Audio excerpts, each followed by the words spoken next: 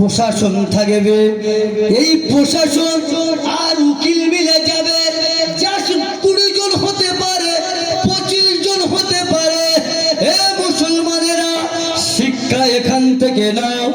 ঈমান কি জিনিস, ইসলাম কি জিনিস, ইসলাম আছে বলে, ঈমান আছে বলে এখনো পর্যন্ত ধৈর্য ধারণ করে আছো। 450 থেকে 500 অধিক মানুষ নারা লাগিয়ে মসজিদের সম্মুখে যেতে লাগলো। সংবিধান বাইরে অসাংবিধানিক নারা, অসাংবিধানিক সংগঠন ওই সাহেব জামি মসজিদের সম্মুখে নারা লাগাতে লাগলো। ভারত সরকার তথা মিডিয়া প্রশাসন সহ সবাই জানলো, সবাই বুঝলো এটা অবৈধ, অসাংগঠনিক, এটা অনৈতিক। তারপরেও বিচার করার ক্ষমতা হলো না, তারপরেও তাদের দিকে আঙুল তোলার ক্ষমতা হলো না, তারপরেও তাদের নিষেধ করার ক্ষমতা হলো না।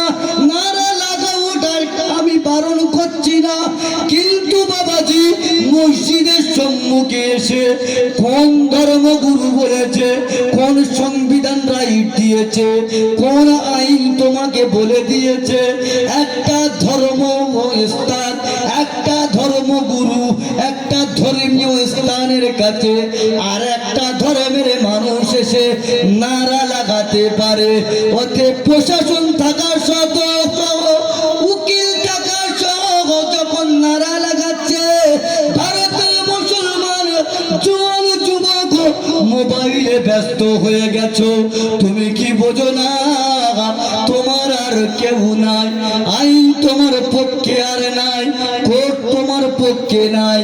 আজকের এই দেখছিলাম তারিক খান, বেলাল খান, তারা বারবার রিপাবলিকের বলতে লেগেছে। আপনি দুটো কথা শুনুন, কোন আইনের বলে 500 মানুষ এসে নারা লাগাতে লেগেছে। গদি মিডিয়াগুলো বারবার করে এদেরকে চেপে দিতে লেগেছে।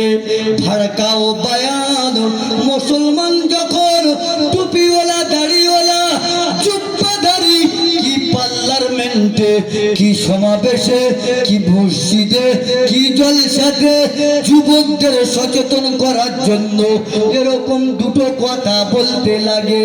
দেশের শান্তির জন্য, সংবিধানের সম্মানার্থে ভারত শান্তিতে থাকবে। ভারতের নাগরিকরা মৌলিক অধিকারে বুঝে পাওয়ার স্বার্থে যখন এরা সঠিক কথা বলতে চায়, সঠিক কথা বলে দেয়, তখনই ওই গদি মিডিয়াগুলো, পাঁচটা মিডিয়াগুলো, টুপিওয়ালা দাড়িওয়ালা গুলোকে দেখে মোল্লাজি বলে বলতে লাগে, ভড়কাও বায়ান, ভড়কাও বায়ান। কিউ আবদেরা মানুষ ভড়কাও বায়ান বিতস্ত্র করতে লেগেছে বলছে। আর যখন বাংলার বুকে কেউ বলতে লেগেছে মুসলমানকে আমরা যে ভাগীরথীর নদীতে এসেছে ওই ভাগীরথীর নদীতে ভাসিয়ে দেব, মুসলমান কোনো কথা বলে না, বললেই বলবে ভাওতাবাজি। আমরা বললে দেশদ্রোহী, তোমরা বললে দেশদ্রোহী নয়। এ যুবক, তোমার আর কেউ নাই, শিক্ষা এখান থেকে নাও। আবরাহার কাছে যেমন আল্লাহর নবীর দাদু আব্দুল মুত্তালিব বলেছিলেন, ওরে আবরাহা, আমি তোর সম্মান পেতে আসিনি, ঘর তো আল্লাহর ঘর, ঘর তো আমার নয়, দায়িত্ব ছিল আমার, কিন্তু আমি একা, তোরা শত শত মানুষ, কি আর আমি করব? আল্লাহ পাক যদি চায় তোরা ভাঙবি, বলার আমার কিছু নাই। এই না বলে আবরাহা খুশিতে বাগে বাগ হয়ে গেছে। এ যুবকেরা, জওয়ানেরা, আল্লাহর নবীর দাদু হযরত আব্দুল মুত্তালিব পিছন দিকে দিয়ে গিয়ে কাবার কোনাটা ধরেছে, গেলাপটা ধরেছে, চৌকাটটা ধরে বলছে, আল্লাহ, আমি আব্দুল মুত্তালিব একা, ওরা হাজার হাজার, ওদের কাছে অনেক অস্ত্র শস্ত্র আছে। আব্দুল মুত্তালিবের কাছে কিছু নাই, শুধু আব্দুল মুত্তালিব তোমার ঘরের মতো আল্লি। আল্লাহ তোমার ঘর, আল্লাহ তুমি হেফাজত করে নাও।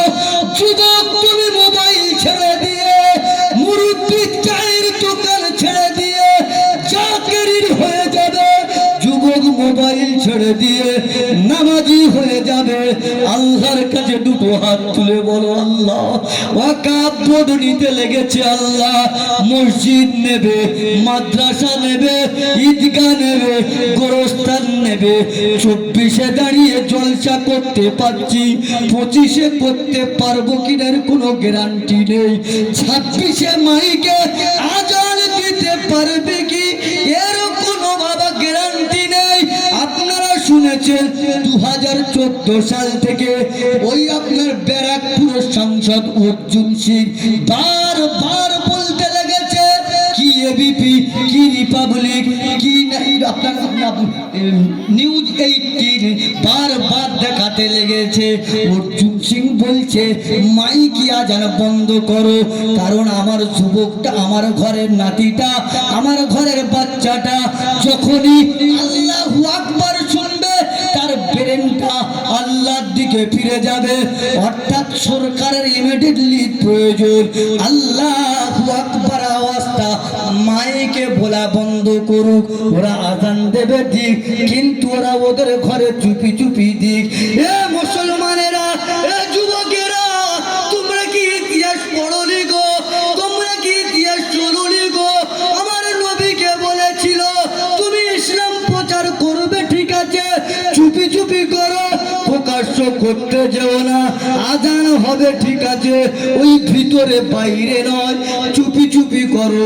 প্রকাশ্য করলে আর তোমাকে আমরা ছাড়বো না। এ মুসলমানেরা, এ যুবকেরা, জওয়ানেরা, আজ 2017 থেকে আজ পর্যন্ত কি রুল আর সিস্টেম চলছে, কি কেন্দ্রে কি রাজ্যে মসজিদে মাইক বাজানো যাবে না। আর উত্তরপ্রদেশের দিকে লক্ষ্য করুন, বহু মসজিদে তো মাইক নামিয়েও নিয়েছে বাবা। এটা তো ছিল সেই দিনের পরিচয়। কুপ্পারে কুরাইশেরা আমার নবীর উপরে অত্যাচার গুলো করেছিল। কুপ্পারে কুরাইশেরা আমার নবীর উপরে অত্যাচার করেছিল। আপনাদের আরো একটা জিনিস স্মরণ করে দিচ্ছি, এনআরসি এনপিআর হবে বলেছিল কিনা বাংলাদেশ তথা পাকিস্তান থেকে মুসলিম যারা আসবে সবাইকে নাগরিকত্ব দেবে, আর মুসলমান যারা আসবে তারা ডিটেনশন ক্যাম্পে চলে যাবে। ওরা হলো ঘুষপেটিয়া। বাংলার কোন কেন্দ্রের কোন নেতা নেত্রী মুখ খুলল না, কিছু টুপিওয়ালা দাড়িওয়ালা মৌলবি সাহেব প্রতিবাদ করতে লাগলো। আমি ওনার জন্য দোয়া করি। 2017 থেকে ফুরফুরার যুবকদের আইকন ওয়াকাফ বোর্ড নিয়ে চিল্লাচ্ছে।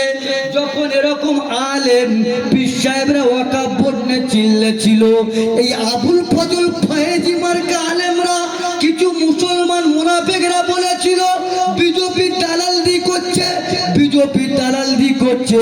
বিজেপির জুজু দেখিয়ে আজ তোমার ঘরে ঢুকে গেছে। মুসলমান কবে তুমি সজাগ হবে? ওরা বলেছিল ওপার থেকে মুসলমান আসলে ঘুষপেটিয়া, অমুসলিম আসলে তারা নাগরিকত্ব পাবে। ঠান্ডা মাথায় বোঝার চেষ্টা করুন। হুদাইবিয়ার সন্ধি আলেম যারা আছে জানবেন, চুক্তি হচ্ছে। আই আমার দয়ার নবীর সাথে চুক্তি হবে। ওগো মুহাম্মদ, ওগো মুহাম্মদ, চুক্তি আমরা করতে পারি।